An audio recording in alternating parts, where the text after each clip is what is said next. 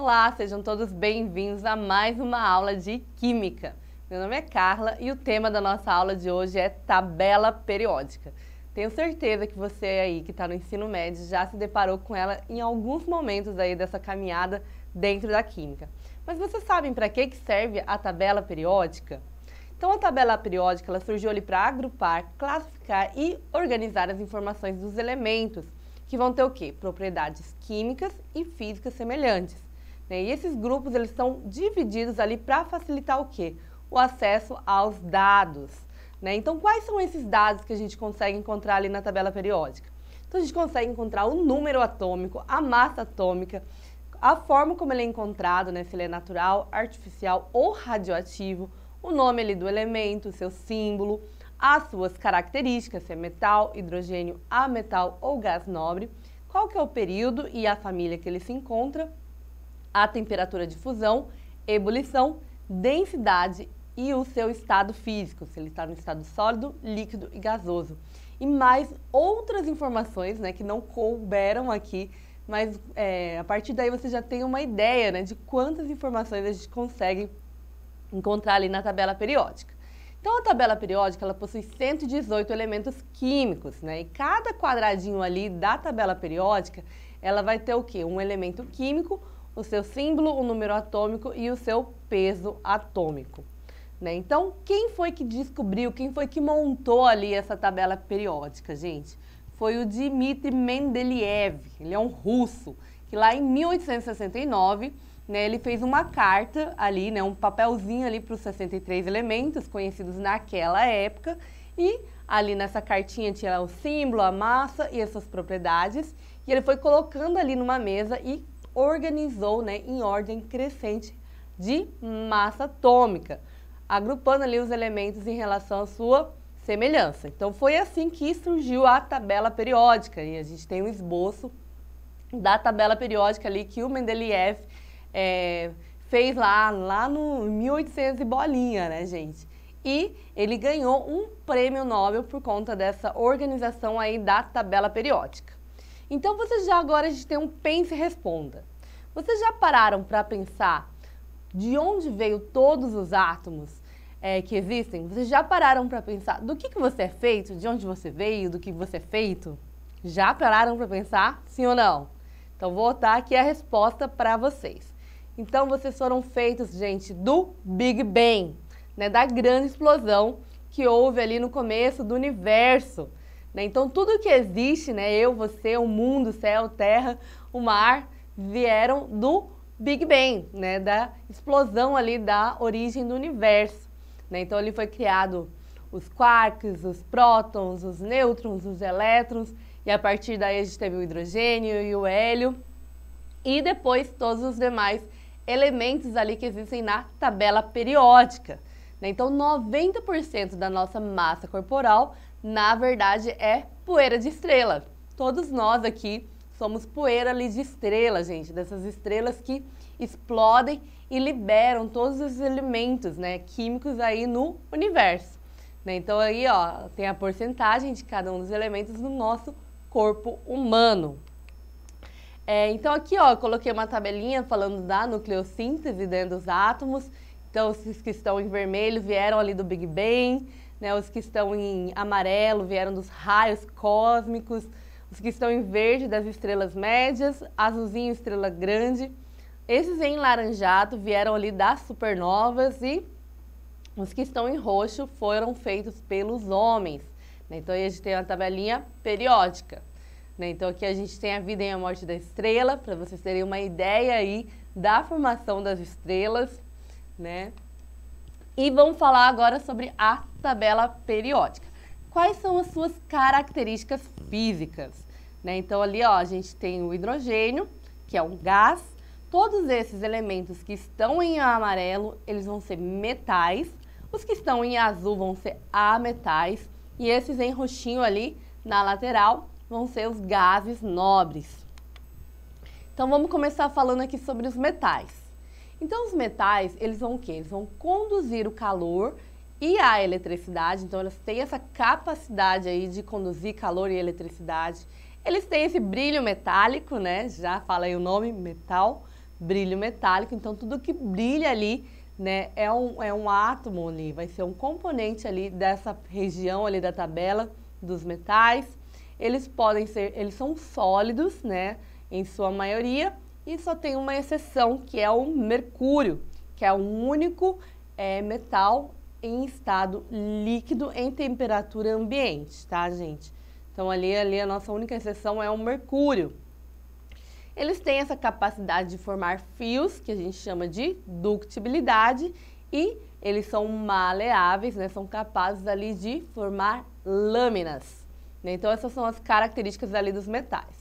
E aí tem os ametais ou não metais, né? Eles são o quê? Eles não são bons condutores de calor e eletricidade, né? Diferente ali dos metais, eles não conduzem nem calor nem eletricidade. Eles são opacos e não possuem ali um brilho metálico, e eles fragmentam-se com facilidade. Então, ali a gente tem o enxofre, o nitrogênio, o fósforo, o carbono, o flúor, entre outros elementos.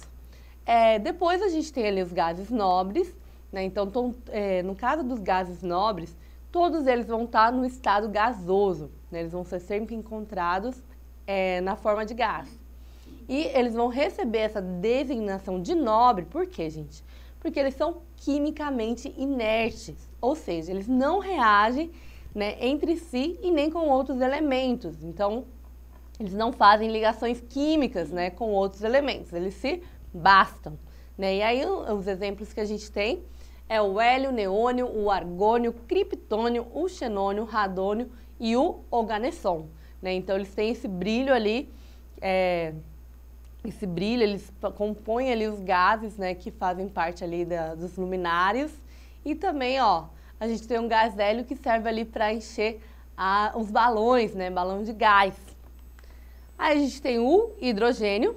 Então, o hidrogênio, ele é um composto à parte, né, ele não se enquadra em nenhum outra família, né, então por isso que ele fica ali sozinho, né, ele não se enquadra, né, e por isso ele é representado ali isoladamente. Ele é o elemento mais abundante da Terra e é o menor átomo conhecido.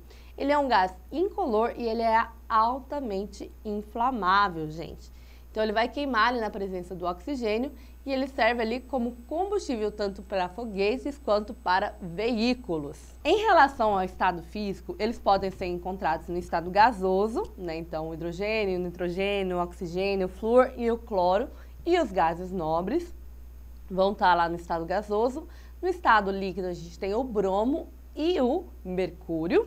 E no estado sólido são todos os demais elementos ali da tabela periódica.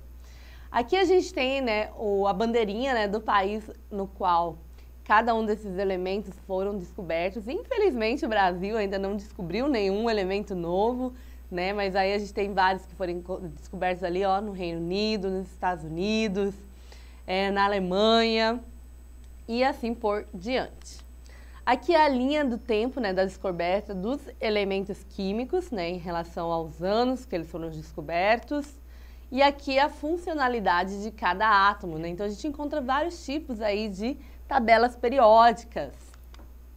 Aqui a forma como esses elementos são encontrados ali na natureza e aqui os elementos que são radioativos.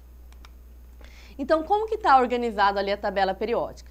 Eles vão ter os elementos representativos, os elementos de transição, os gases nobres e ali os elementos de transição interna. Aí a gente vai ter o que? As famílias. Então, as famílias são as linhas verticais ali da tabela periódica. Então, aqui, ó, a gente atualmente tem 18 colunas, né? Então, vão ser 8 famílias aqui do tipo A, que seria essa 1A, 2A. Aí a gente pula aqui, ó, para 13. Então, aqui a gente tem a 13A, 14A, 15, 16, 17 e 18A. Então, daqui são os elementos representativos, que são os que a gente mais utiliza ali dentro da química. E aqui, ó, a gente tem os elementos de transição, que ficam aqui nesse meio aqui da tabela periódica, que são os elementos que ficam nas famílias do tipo B. Então, aqui, ó, 3B, 4B, 5 e vamos até aqui o 12B. Então, daqui são as famílias.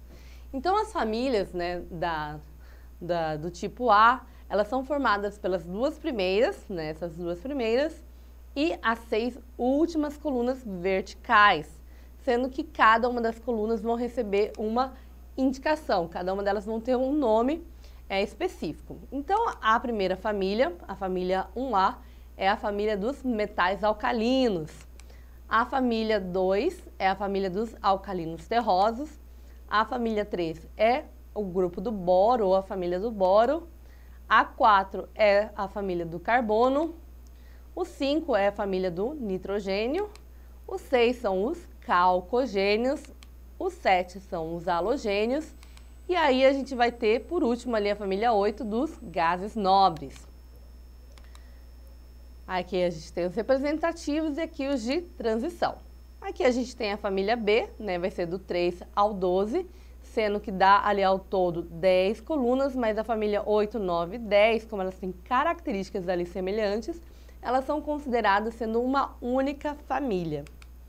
Então aqui, ó, a gente vai também ter o que? Os lantanídeos e os actinídeos aqui nessa porção inferior da tabela periódica. Né? Então, elas estão localizadas do lado de fora ali da tabela, né? Elas vão pertencer aqui ao 6º e ao 7º período da família 3B, e elas foram posicionadas aqui fora para não descaracterizar a tabela, para não deixar essa tabela super comprida, né?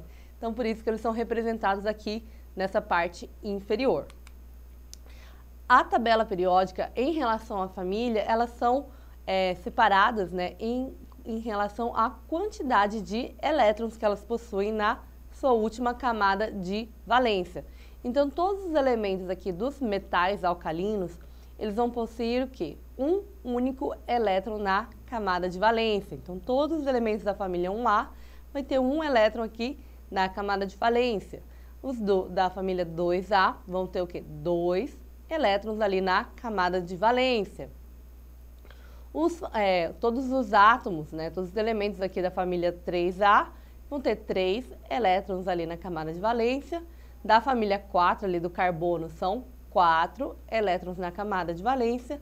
Na família 5, né, são 5 elétrons, 6 elétrons. Na família 7, 7 elétrons. E na família 8, 8 elétrons ali na camada de valência. Já agora, em relação ao período, é o quê? São as linhas horizontais ali da tabela periódica. Né? Então, a gente vai definir elas em relação ao número de camadas e elas vão estar distribuídas ali com a nomenclatura. Né? Então, aqui, o primeiro período vai ser período K, L, M, N, O, P, Q. Então, os períodos são denominados ali pelas letras que foram determinados para eles, sendo 7 períodos ao todo. E eles vão estar ali distribuídos pela quantidade de camadas. Então, todos aqui que estão no primeiro período, né, o período K, vai ter uma única camada. Todos que estão aqui no segundo período vão ter o quê? 2 camadas. E assim até chegar ali a 7 camadas de elétrons, né, desse nosso átomo. E vamos agora para a questão. Então, ali, lá em 2017, fala que no ar que respiramos vai existir o quê? Os gases inertes, ali os gases nobres. E o nome que foi designado para ele seria o novo, o oculto ou o inativo. E de fato, né, eles são inertes porque eles não realizam ligações com outros átomos, como a gente falou ali em relação aos gases nobres. E aí tem um textinho, né, falando a respeito disso, e ele quer saber nesse exercício qual é a propriedade do flúor que vai justificar ali a sua escolha como reagente para o processo mencionado ali de fazer uma reação com o xenônio, né? Então, a gente vai utilizar o flúor exatamente por conta da sua eletronegatividade, né? Então, o flúor, ele é extremamente eletronegativo, por isso ele vai fazer essa reação, ele vai conseguir fazer uma reação, mesmo que fugaz ali com o xenônio. E aí a gente termina aqui a nossa aula. Então, para mais informações e mais aulas, acesse lá a plataforma Eduque. Um abraço, ótimos estudos e até a próxima aula!